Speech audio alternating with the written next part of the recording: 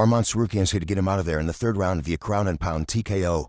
I know Dan Hooker's like kinda hard to take down a little bit, but when you get him there, I just think Arman Tsarukyan is so much stronger than him. He's coming off of a fight camp for Islam Makhachev and Charles Oliveira, and he's a massive lightweight.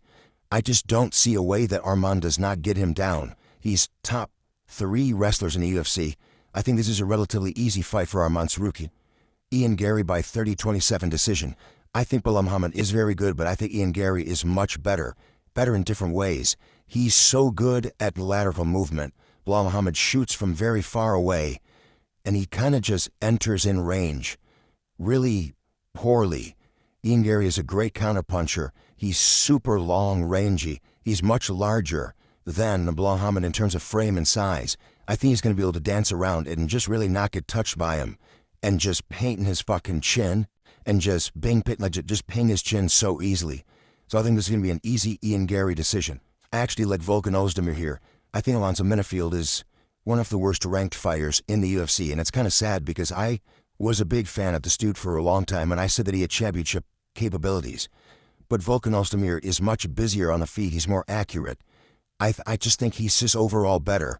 His fight against Carlos Holberg was a while ago, but he looked really good in that fight, and that was very close.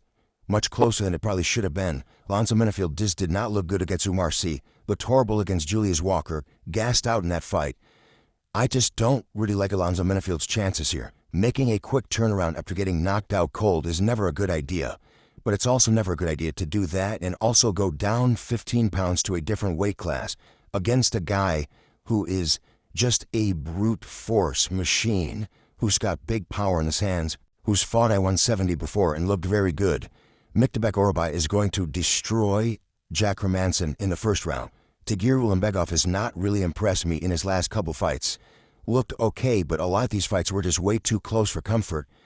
Kyoji Horiguchi is actually really solid. It's weird to see that he's only 35, by the way. It seems like he'd be much older, but he's not, and he's on a nice little win streak as well. He's only lost to really good people, hasn't lost in a couple years.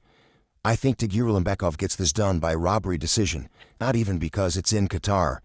I just don't see a way that Kyoji Horiguchi can make this definitive enough and clear enough to get a win.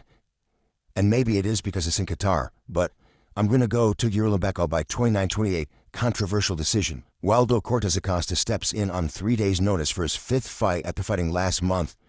Dude, he is so tough, has a crazy chin. I think he can stuff the takedowns. I think he gets this done by boring decision. I think he's better than Shamil almost everywhere.